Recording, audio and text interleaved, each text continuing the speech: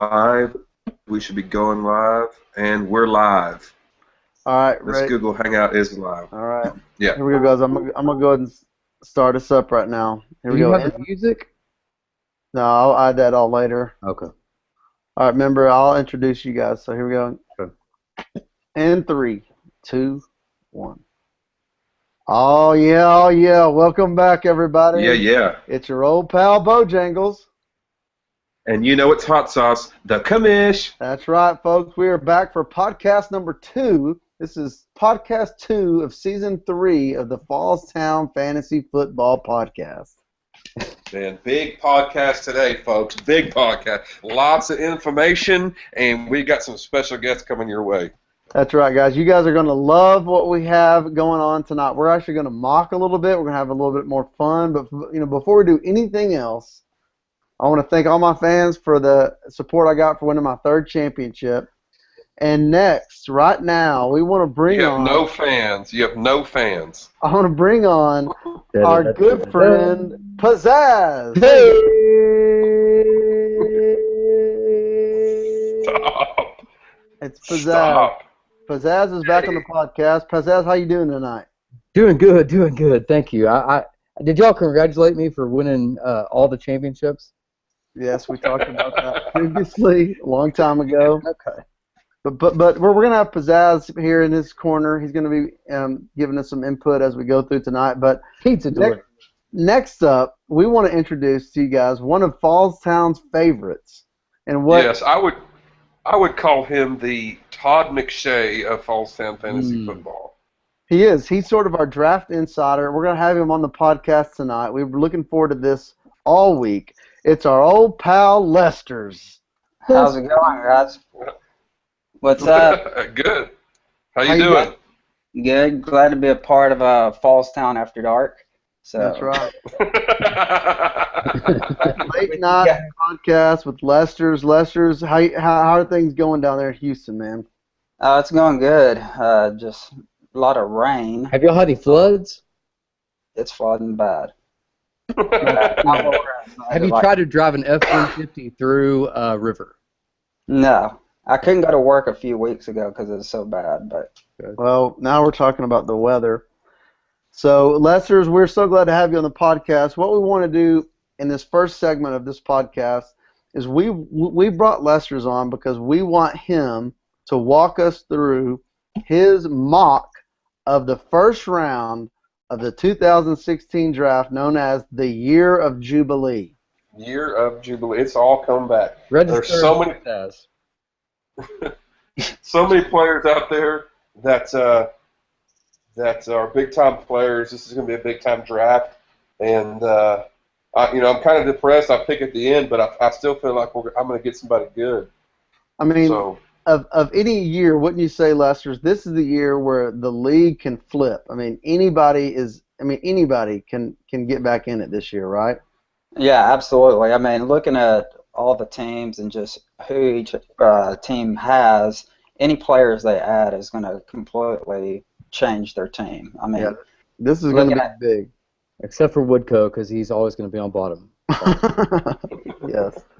So, Lester's, why don't you go ahead and start us out? Let's start with round 1, pick 1. It's glorified G's. Yeah, I'm going to go with G's, even though he kind of makes me nervous picking there at number 1. The last 2 years, he's traded in to the number 1 spot. And I know he always has something big up his sleeves during draft day. But just looking at the players available and his team, I'm going to say he takes Aaron Rodgers at number 1. Okay, wow. So you have him taking Aaron Rodgers over Cam, huh? Yeah, I can see him taking Aaron over Cam, mainly because, Cam's rushing numbers last year were pretty big, and I think he'd like to just go more with the consistency of Aaron Rodgers. So G's normally trades in? Yeah, the last 2 years. This year he's trading for White. Yeah. Yes. Yeah. So you have G's taking Aaron Rodgers. for the first pick of the year of Jubilee. Hard to argue with that pick. I mean, it's a great looking pick there. There are a lot of ends available at number 1, but yes, he went with the white quarterback at number 1. Yeah. So coming up second is yourself. You know, there's no way. You know, there's no way that Lester's. If Aaron Rodgers is there at 2, you know, there's no way that Lester's is drafting a white quarterback. no, That's not in his DNA at all. Yeah. You have to have a 4-point. You have to have a below 4.5 pro agility to play for Lester's team. Your Wonderlick is not good to play for Lester. 2 years ago, Sauce told me he was going to slap me in the face if I didn't draft Peyton Manning, and I traded away that number 1 overall pick. Right. With the second pick, kind of currently the way my team is constructed, I would go ahead and take Mr. Dab himself, Cam Newton. No way. Okay. So he has him taking Cam Newton, which would give him Cam and Russell Wilson, 2 black / sort of black quarterbacks. So you would say he traded in for? Yeah, I see what you did there. So do you? So Lester's okay. So you have it going the 2 quarterbacks going 1 and 2. Correct. Let me ask you this, Lester. Hold on. If that is switched and G takes Cam Newton number 1, are you undoubtedly going Aaron Rodgers at 2? I mean, it'd be hard not to pass up Aaron Rodgers, but I do like Cam. I hope he is there at number 2, and I'll just keep it at that. No way. Wow, I like the cloak. He's keeping a cloak of secrecy there. Okay, so now Ezekiel Elliott is who he's taking. The third pick we have Woodco. Okay, Woodco is picking 3rd in this draft. No, he's not. No, Woodco. That's Prime time is on the prime clock. time. This is the pick. This is the Tom pick. traded up for. Yes. This is Ezekiel Elliott. Okay. Yeah, and I think See up here. Kind of this is the order right here. yeah, the assets that he traded away, giving up Rawls, getting rid of Freeman, and trying to God, I build can't believe he traded away both of his running back, man.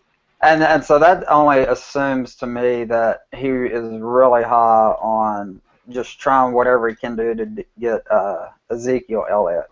Yeah. Okay, so Lester, let me ask you your opinion on this. How do you feel? I mean, do you think that Zeke is going to be worthy of that pick there?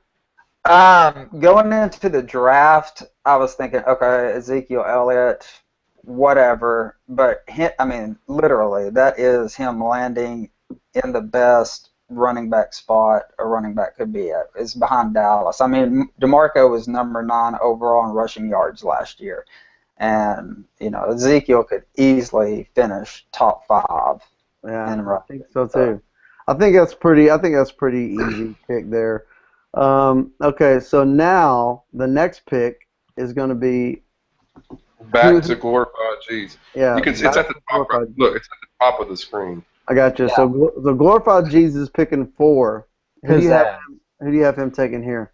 I think with him going there, I see him just going ahead and adding more depth at receiver and going ahead and taking Julio. Oh, Jason, how does that feel? Mm-hmm. It's sad, man. It's sad to see one of my favorite players. I had him for 5 years, man. I developed him. I had him for 5 freaking years. And you developed him on NCAA football too. Yeah, I had him since he was at Alabama. Yeah. I mean, that's a good pick for him. I mean, Julio is the best. I mean, he's consistent. He just eats, man. God, he's so good. Okay, so he takes Julio there at 4. At 5, we have Tube Socks. Who do you think goes at 5? I mean, just looking at it, I'd probably go with him at those positions that are kind of up and who's projected to keep. I probably think he's going to be the most defeated at this spot because he's always defeated. Yeah, that's his. I mean, because he could easily go Dez, but I think he's going to end up with 2 old ass running backs and having Adrian Peterson and broke down Jamal Charles. So I think he's going to call Charles. Okay, Jamal Charles at 5. That's interesting. That's interesting. That's a good. He is going to have two. He's going to have star power for Yeah. sure. So that means he would have Palmer, Adrian Peterson, Jamal Charles, Randall Cobb, and Brandon Cooks. Yeah. Okay. But he could, add Dez, but I think he'll take Jar Jar over Dez. Right. Okay, that's good. So that's the 5th pick. So now the 6th pick is Prime Time, picking for his 2nd pick, correct? Yeah. Mhm.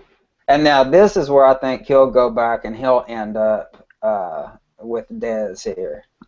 Okay. God. So he takes Dez there, which, I I mean, can't believe Dez is going to fall all the way to 6. But Yeah. that's a deep field. Look who's in front of him. Sure. Yeah, Right. you're right. So Primetime, you think with Primetime, with his first 2 picks, he's going Ezekiel and Dez. He is he's going all in on the Cowboy offense. Well, he's going all in, and the Dolphins offense. Weak. And the Titans. Ooh. yeah. I can see that. He made some bold moves, so we'll see what he ends up with. So the next pick, we have El Guapo. Okay, Yeah. he's picking 7. This might be interesting. He's only drafted with us 1 year. I'm going to go with a surprise pick here. I'll probably get hate mail later. But I'm going to say he gets and takes Carlos Hyde. Really? Whoa. Bust. Okay. Now, why do you have him going Hyde there? Just looking at, everybody's positions, where they're at and kind of what we're looking at, he is probably the next possible best available. He could maybe wait, but if we're going to play this year in a league of open borders, I think he's going to want to, get running backs when he can, or that'd be smart. Okay, so he takes Hyde. So Crew is up next, and Crew is sitting here. He's probably going to have no quarterbacks. He got 2 running backs and 3 receivers. So what do you think is going to fall into his lap? Drew Brees. And his team's stacked. If he takes Drew Brees. He gets Drew Brees. Look at his team. If he gets Drew Brees, then he could win the championship and die. Yes. Oh gosh. Yes. If Drew Brees falls to Wrecking Crew, if he can just somehow live to the end of the season, he's going to win a championship. That's so debatable. Laughing about Rip dying. We're going to feel so bad when that happens. Yes. Yeah. Okay, so that's the 8th pick. The 9th pick is Hot Sauce. What do you have for Hot Sauce? Right now, he's probably going to be having 2 quarterbacks, and then he's got 1 running back, 1 receiver, and 1 tight end in Gronk. Not a tight end, the tight end, sir. The tight end. You show some damn respect. Mm. Here, since he made those moves, it kind of, and added Rawls to his team, it's kind of surprised me. I thought maybe he might keep another receiver, but since he added Rawls, he had to drop some. But I'll say this is where he could take Jordy Nelson. Yeah. Yeah, I think Jordy Nelson is the next player there. And I feel like after that Nelson pick that, man, it feels like that it's going to start to drop off. Yeah, it feels like it gets wide open and starts to drop off. So he takes Nelson. So with the last pick in the first round of the Year of Jubilee is old Bojangles, your old pal with 3 championships. Yeah. I wouldn't have, keeping Gurley or developing him there could be a smart play and just keeping depth at quarterback and not having to worry about that later on. But just what we're looking at here, I'll say right now you can take A.J. Green. Okay. Takes receiver A.J. Green. I don't mind that pick. Let's do this real quick, Lesters, if you can. We rounded out the first round. how about we whip through real quick a few picks of the second round, as many as we can go. You want to do that? Yeah, I don't Yeah, have much hey. on that, but y'all can put in some input on Yeah, that. we'll talk about it, and I'll kind of lead the charge. First off, we want to get to that second round because keep in mind Woodco and Pizzazz haven't picked yet. Golly. Okay, so So all right, so defeated. G's is starting the second round. He's got 2 quarterbacks, 2 running backs, 2 receivers. Who would be the next logical guy here? I mean, right here he could take. I mean, he could take Keenan Allen. Okay. Yeah, that's not bad. Receivers. Okay. He takes Keenan Allen. So the next pick is I don't have a pick that round. I traded up for Freeman. I had to add name recognition to my Yeah, team. so it's prime time. It's prime time's pick again. Oh my It's gosh. prime time's pick Ridiculous. again. So he's either going to take Jason Witten here, or Jason Witten, or Terrence Williams, I guess. Some other cowboy. Who's the slot receiver with the blonde hair? The little squirrel. Cole Beasley. Cole Beasley. Who does he take here? Does he take tight end here and finish his No. starting lineup? Let's go. No, Woodco. I mean, I think here again, open borders. He probably takes best available running back, and that. I mean, now it just kind of becomes who's out there. I mean, it could be anybody. I don't have my list up that far down, but He's got a full team. Let's take a tight end. Okay.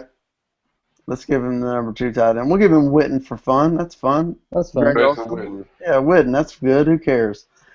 Yeah. Okay. And then next up, Woodco with his first pick of this draft. Woodco's team it doesn't look that bad by not having that first round pick, but He's got Bortles and Brady. He's got Ingram and Langford, and he's got Sammy Watkins. He needs a receiver bad. Bad. He needs a receiver bad. quarterback Brady could be out 4 games. Mm-hmm. Right. So, Let's But take receiver. like who? I don't know. I don't even know who's out there. I don't either. Well, listen. The second round is going to be up for grabs. We can see that now.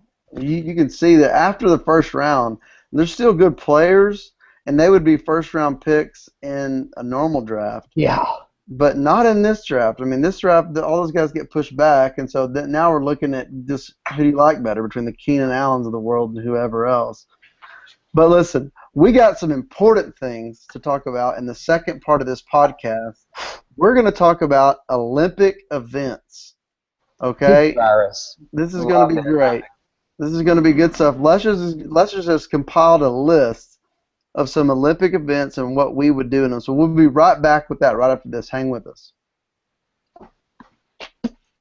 Okay, Lester. So are you ready to go on this deal?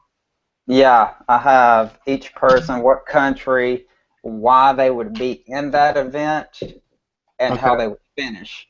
Okay, so I'm gonna. Okay, I'll bring us out a break. Me and Hot Sauce will.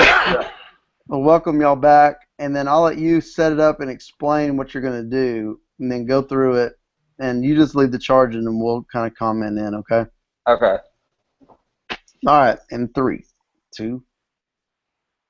Welcome back, folks. Welcome back at your old pal Bojangles. And you know it's hot sauce, the commish. Here we are, folks. We are again with Pizzazz and Lester. What's up? What's up, everybody? We are back for the second segment of this podcast, and guys, this is going to be great. Is it not, Hot Sauce? Yeah, I'm pretty excited about this. You know, our Lester's has put in a lot of work, and this is going to be a fun time. I'm ready to get after it. Lester, why don't you explain to us what we're going to do in this segment? Well, it's 2016. It's an Olympic year. Olympics to me are more exciting than the Super Bowl. And you always get to meet great athletes. They get introduced to the world stage. And so this year I thought, well, what if Fallstown was introduced to the world stage? What events would the members of Fallstown participate in? and not only what event, but what country would they represent. So I put together a little list of the events each members of the league would compete in, what country they would represent, and probably how they would finish if they participated in these events. That is awesome. That is awesome. Okay, go ahead, take us through your list. Okay, well, first on the list is G's, and when I think of G's, he would probably do something real random like pursuit cycling. Okay, and he would represent Denmark. You know, just a weird kind of country, but he would do that mainly because it's, you know, super niche, a bunch of just people that are hot shots and whatnot, and nobody else would even think to do that event, but when you watch it, you're like, man, that's pretty badass. But G's would probably end up finishing second in that event because he would get real pissed and like clip somebody's wheel and get disqualified at the finish line, or finish, you know, there at the end by cheating somebody. Yes, I love it. I totally agree with that. He'd be too busy pumping somebody in like a van with, you know, syringes or whatever. Like, Oh, you know, if he's, you know, him being a doctor and a cyclist, you know if he's using some sort of performance-enhancing drugs. Yeah. He's got so much you know anabolics running through him. Yeah. He's got the syringe in his calf. Next, I could see Bojangles competing in the grueling 30-mile walk race. He would be Polish because he's built like the sausage, and it would be the worst imaginable event to be around Bojangles. Just 30 minutes of him passively, aggressively, you know, whipping everybody, you know, with his comments, and he would end up winning the gold because everybody would just quit by having to walk around Now, that long. what is this event? It's a 30-minute walk? No, it's 30 miles of race 30 walk. miles? And Oh, so race could walk. you imagine being around Bojangles for about 3 hours, him just whipping you with comments and just beating everybody down and forcing them to quit? He'll be doing the rest step at about mile 15. I totally agree with everything you said. And that's about as, I don't know if I could walk. And it's low maintenance. Yes, very low maintenance. That's good. I like it. Next, Sauce would be, he would compete for the New Zealand rugby team. He should probably have been cast as the actor in Invictus because he looks like a rugby player. Their motto would be OFOT. But they wouldn't medal. They would get beat out in the quarterfinals. Yeah, I get beat in the quarterfinals a lot. That's a poke. Next up I had a Wrecking Crew. He kind of reminds me of Adele. You look at him and you're like, what the fuck is this person, but like can sing beautifully. Well, Wrecking Crew would represent Malaysia in the springboard competition. His calf power is what has propelled him to such great heights in the springboard, except on his first jump, he generates such force on the springboard that it snaps in half and he goes directly in the water. Imagine seeing Wrecking Crew up there shirtless on the springboard. Shirtless and hairless. Yes. Oh, yes.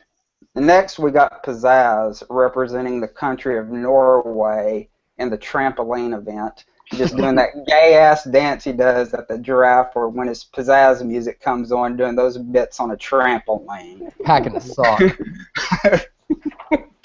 Packing a sock? What's that? You know, in the spandex. Okay. Oh, it's spit break, apparently. Spit break. Next, we have Now clear your throats. Next, Woodco's competing for Great Britain. You know, old money, aristocracy. But we find out he cannot compete in the Olympics due to him worried that he's going to spread a case of athlete's foot at the Olympic site. But midway through the Olympics, we find out that he's been trying to buy off athletes while he's there and pay for influence, and he gets banned from the Olympics for only 6 weeks. That's so true, because Woodcoe, now that we don't have greatness, I mean, his peanut butter factor is so high. His athlete's foot factor is high. His cabin. Oh man, that's great. I agree with that. Next, we have Prom Time competing in handball. It's kind of like this weird, super aggressive sport where he's from Italy. He's got that haircut. Real big in Europe, but nobody else cares about it, and he only gets silver because there's only 2 teams that competed in it. You can't really mess up your face in handball. Yeah. He's the most Italian-looking dude we have, for sure. And, you can't chocolate.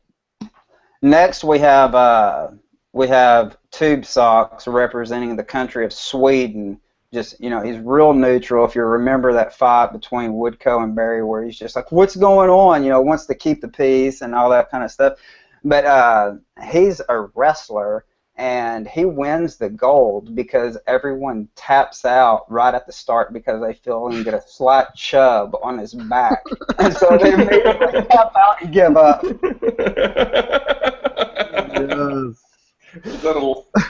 That's a long dong joke. Long dong reference.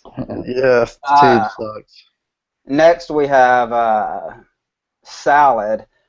He holds quad citizenships because nobody knows if he's a Mexican, Indian reservation, Filipino American, or whatever. So he ends up winning 2 gold medals, one for Filipino boxing, and the other he wins gold for Indian reservation javelin. and he becomes the most hated Olympian of all time. Yeah. And then lastly, we have myself competing in the Special Olympics due to my leg situation for the country of Jamaica, and I don't even win my heat.